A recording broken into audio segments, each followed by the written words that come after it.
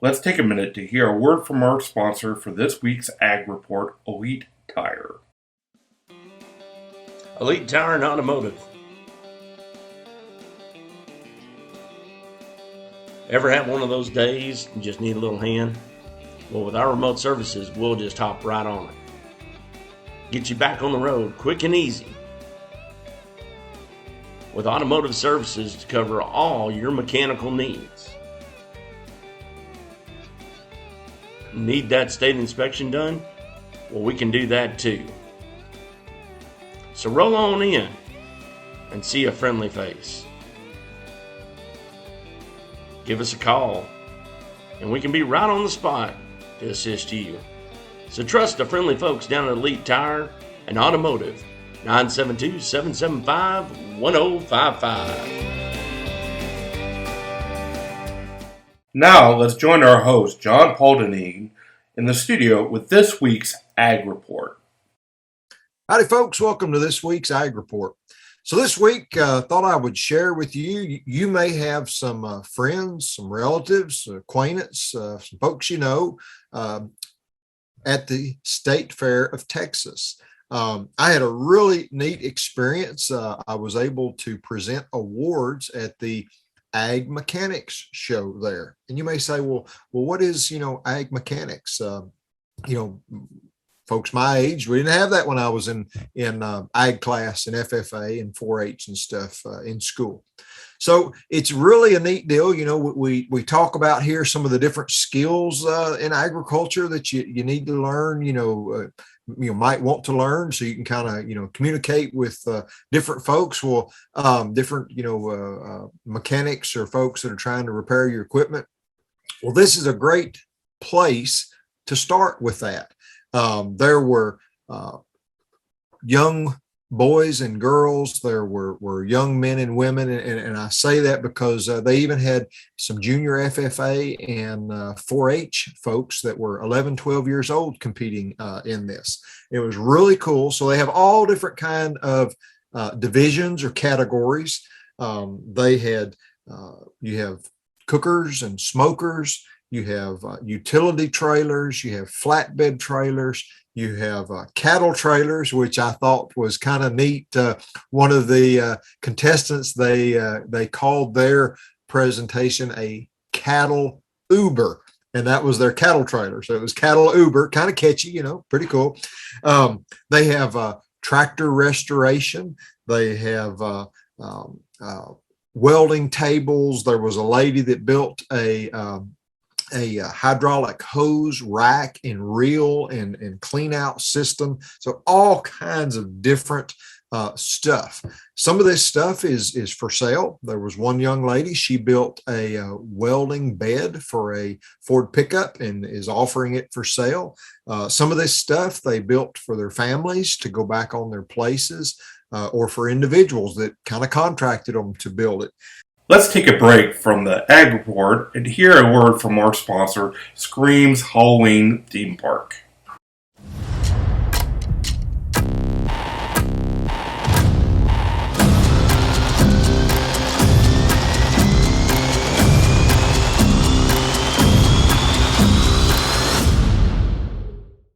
Now let's head back to the studio with John Paul Dineen for this week's Ag Report. The skills that they learn, they can do this as an individual. They can do this as a group or a team project, depending on, how in depth they want to get. But they're learning all kind of things. They're learning about their metals. They're learning about how to weld and how to sew those two seams together without warping, and how to polish off those welds so there aren't sharp edges. They're learning about electrical, like on the tractors, of how to rewire them. They were learning about the motors, how to rebuild those motors. They showed me pictures of the before and after. And some of those tractors, you guys that are in the car show business, you'll understand they were basket cases. That means that they kind of rolled the tractor onto the trailer and the guy handed them a basket with the rest of the parts in it. And so that's kind of where that comes from. But they really did a awesome job putting those things back together, learning the history. History is important. They went back, they learned the history on some of these tractors and what would have been period correct when they were restoring it so that it didn't look like an old tractor with a new part. I thought that was a really nice niche that one team had, is they did period correct wiring on the tractor, which meant if you go to the store nowadays and you buy new wiring to rewire something, it's going to have a plastic coating on it. Well, they specifically found cloth woven wire that was period correct for that tractor back in the day. So I thought that was a neat little touch to kind of set them apart. There were folks that they built feeders. There were deer feeders, cattle feeders. There were projects out of wood, projects out of metal, aluminum, all that kind of stuff. But anyway, it was a really neat experience. Folks from Waxahachie FFA were there. They had several projects. I got to talk to them about their projects. NSFFA was there, talked to them about their projects. Really neat just hearing their ideas, how they come about this project. Prizes were amazing. Depending on what place you got. There were welders, paint, steel, cordless drills, tool kits from John Deere, tool boxes, really nice heavy tool boxes, really good stuff. So I would encourage you, if you're a business, and they, come up to you at Ag Mechanics, maybe for the Ellis County show in the spring, and they're asking for a sponsorship or asking for, they even had prizes of metal. Metal is expensive and these kids need metal to build projects. And that was one of the prizes. They got a pallet of metal for their next project to start. So if you're a business, I'd encourage you to think about, donating to the Ag Mechanics projects here in the county.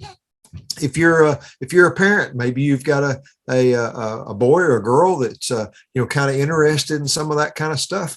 Foster them along, ask some questions, reach out to your ag teachers, your 4-H advisors and stuff, kind of see what more is involved in that. Really, really cool opportunity. It's really growing, lots of activity in there. So hopefully you will get to see some pictures that I took in this report of different projects and things like that. And you'll see the first class job these kids are doing. So if y'all have any questions, remember, reach out to the Waxahachie Sun. They can help point you in the right direction and put you in touch with people to get your questions answers.